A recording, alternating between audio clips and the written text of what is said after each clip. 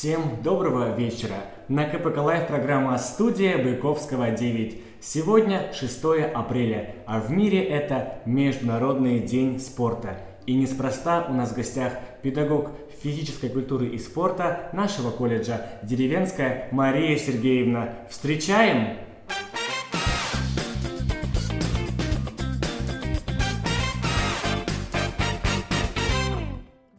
Мария Сергеевна, здравствуйте!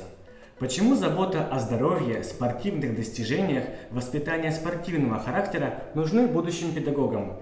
Как правильно расставить приоритеты, чтобы достичь результатов в спорте? Здравствуйте.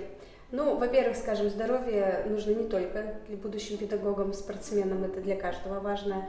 Во-вторых, я думаю, здесь должен быть индивидуальный подход к каждому. Вот, к примеру, взять обычную группу не спортсменов, приходят к нам на физкультуру. Кто-то где-то занимается спортом хорошо, профессионально, кто-то просто любит физкультуру и ходит с удовольствием, хорошо занимается, а кто-то ее, в принципе, вообще не любит и ходит туда только из-за того, что надо идти. Естественно, давать одинаковую нагрузку, например, большую, нельзя всем. Нужно как-то подобрать так, чтобы, во-первых, было интересно, чтобы тем, кто вообще не занимается плохо, тяжело ему, чтобы ему было не тяжело. И, естественно, тому, кто хорошо занимается, чтобы ему тоже это было не слишком так, на физкультуре ничего не делал. И здесь нужно как-то правильно подобрать подход, приоритеты каждому индивидуально, и чтобы было это всем интересно, и, естественно, чтобы на всех хорошо по здоровью это влияло, чтобы никому плохо не было, тому, кто не умеет заниматься, а тот, кто хорошо занимается, получил от этого удовольствие и нагрузку, естественно. Нам известно, что вы ведете секцию футбола для девушек в нашем колледже. Футбол – это больше мужской вид спорта. Как девушки колледжа преуспевают в этом направлении? Какие надежды подают? Во-первых, можно я скажу, что футбол – это не только мужской вид спорта, как все думают, вполне даже женский. Но, скажем так, признаюсь честно, не очень. Во-первых, когда мы начали тренировать девочек, начали студенты-парни ко мне подходить и спрашивать, почему только девушки, мы тоже хотим. Я вообще без проблем говорю, приходите на тренировку все, кто желает. И у нас получилось немножко смешано. Мы тренировались, даже выезжали на соревнования в октябре, это было наше первое соревнование, мы были немножко не готовы еще.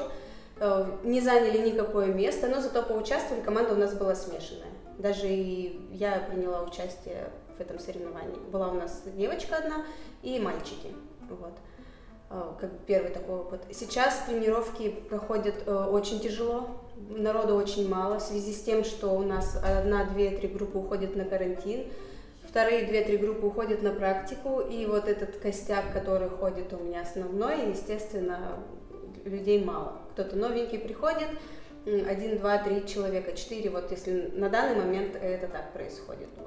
Надеемся, что к весне все-таки уже скорее наладится, чтобы у нас не было этих карантинов, чтобы группы не уходили на дистанционное обучение, и мы будем продолжать дальше заниматься. Мы желаем вам успехов, и все, кто хочет попробовать себя в футболе, обязательно записывайтесь. Спасибо.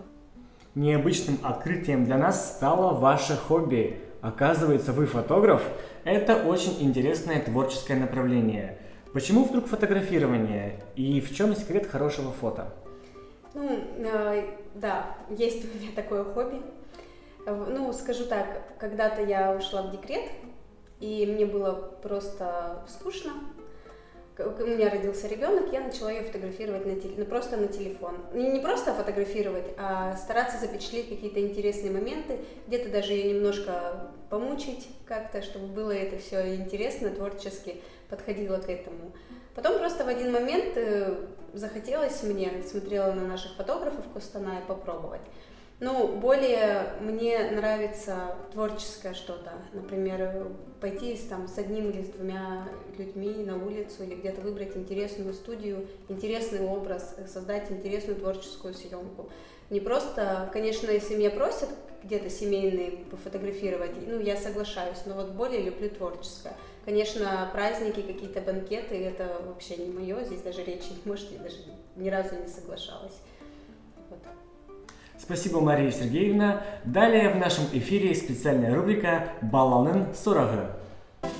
Это та рубрика, где наши корреспонденты встретились с социальными партнерами колледжа в школах и детских садах города Костанай и узнали, какие вопросы дети задают взрослым. Почему мяч круглый? Как стать олимпийским чемпионом? Где садится солнце?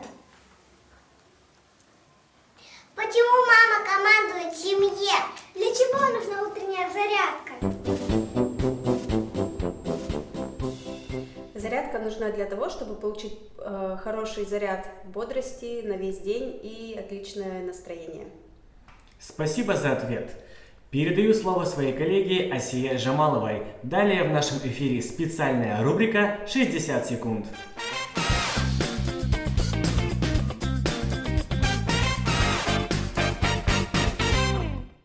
В студии Асия Жамалова, наш гость деревенская Мария Сергеевна. Рубрика «60 секунд». Это та рубрика, где у гостя нет времени на размышления. 10 блиц-вопросов могут быть заданы на любую тему. Времени на подготовку нет. За каждый вопрос наш гость получает 10 баллов. Если вы затрудняетесь ответить, ваша задача сказать следующий вопрос. 3, 2, 1, мы начинаем. На кого бежит зверь, согласно известной пословице? На ловца и зверь бежит. Верно. Дом у путешественников. Палатка. Какой тип климата в Костанайской области? Следующий вопрос. Что в море является ориентиром для моряка? Полярная звезда. Согласно известной пословице, в споре рождается Следующий вопрос. добрая колдунья. Фея. Какое количество струн имеет скрипка? 4. Сколько колец в олимпийском флаге? 5. Самая маленькая страна в мире. Ватикан. Синоним слова «выстрел».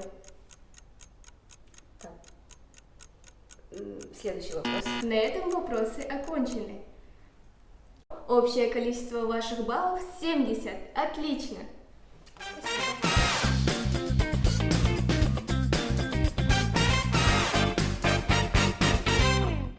Наша команда подготовила для вас игру «Фортепиано». Мы предлагаем вам 3 коротких мелодии знаменитых хитов, а ваша задача их угадать. Готовы?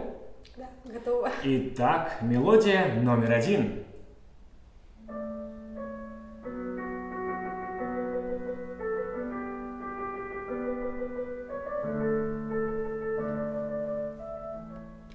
Деспасито. Правильно! Мелодия номер 2.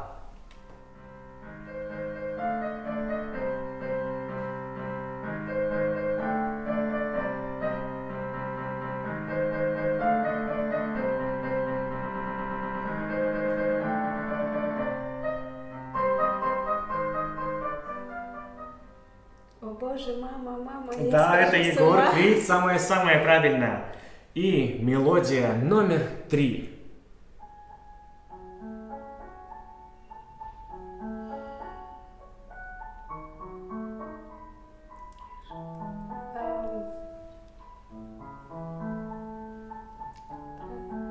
Салют!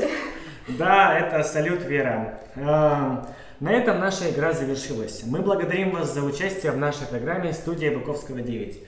Разрешите вам на память вручить этот сувенир. О, спасибо. И у нашей программы есть традиция. Каждый гость оставляет нам свой автограф на память об этой встрече. Просим вас оставить свой автограф. Так.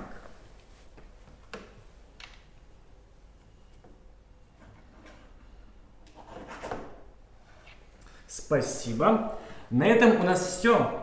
Подписывайтесь на наш канал, ставьте лайки, присылайте этот выпуск друзьям. До новых встреч!